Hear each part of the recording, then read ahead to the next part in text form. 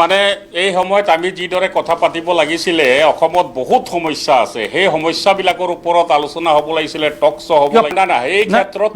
কংগ্ৰেছ দলে পূৰ্ণ সমৰ্থন আগবঢ়াইছে যুদ্ধ কৰক না একশন লওক না কংগ্ৰেছ দলে সমৰ্থন দিছে যিখিনি সমস্যাৰ ওপৰত কথা পাতিব লাগে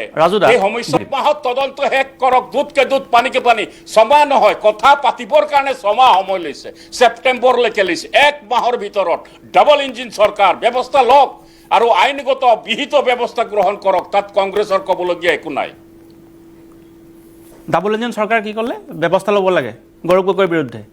সেইটোৱে ক'লে না আপুনি ডাবল ইঞ্জিন এক মাহৰ ভিতৰত তদন্ত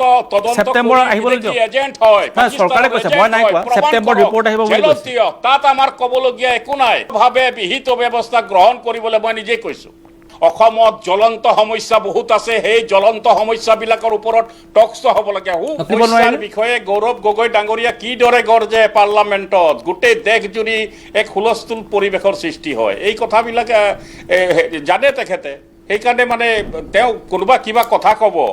আৰু তেওঁ সেইবিলাকৰ উত্তৰ দি থাকিব তদন্ত কৰক ডাবল ইঞ্জিন চৰকাৰ আইনগত বিহিত ব্যৱস্থা গ্ৰহণ কৰক জেলত যায় বা আৰু কিবা হেৰি হয় সেইবিলাক তেওঁলোকে ব্যৱস্থা গ্ৰহণ কৰক ডাবল ইঞ্জিন চৰকাৰ নোৱাৰে নেকি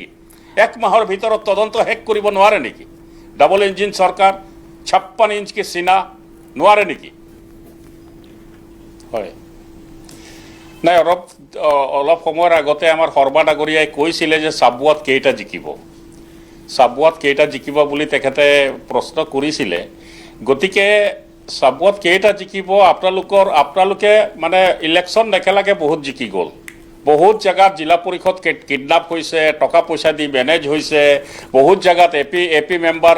মানে হেৰি হৈছে আমি দুই এক জেগাত দিব পৰা নাই গতিকে গোটেই এইদৰে মানে হেৰি কৰি লৈ আপোনালোকে নোৱাৰে এতিয়া আমি ৰাইজৰ ওচৰত গৈছোঁ ৰাইজৰ ওচৰত যাওঁতে 351 টকা হাজিৰা কেলে নহ'ল জনজাতিকৰণ 100 দিনৰ ভিতৰত কৰিম বুলি কৈছিলে কেলে নহ'ল মাটিৰ পট্টা আজিলৈকে কিহৰ কাৰণে দিয়া নাই 200 ইউনিট ফ্ৰী বিজুলী কৈছিলে 200 এটা কথা মোক কওকচোন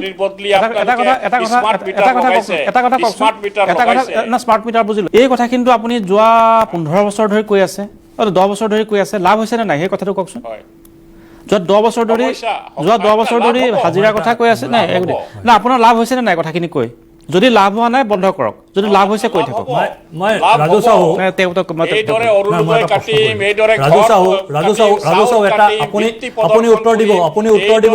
নাই ৰাজু সাহু আপুনি উত্তৰ দিব বাৰু ৰাজু সাহু কথা এটা শুনি লওক না আমি ৰাইজৰ ওচৰত নাই ৰাইজৰ ওচৰত ডকাইতবিলাকে ডকাইতি কৰিছিলে দুখীয়া মানুহক বিলাইছিলে আজিকালি বিজেপি দলে ডকাইতি দুখীয়া মানুহৰ পৰা টকা লৈছে আৰু ধনী মানুহক দি আছে চৰকাৰৰ ধন কোনে নাজানে চৰকাৰৰ ধন হ'ব ৰাজু চাওক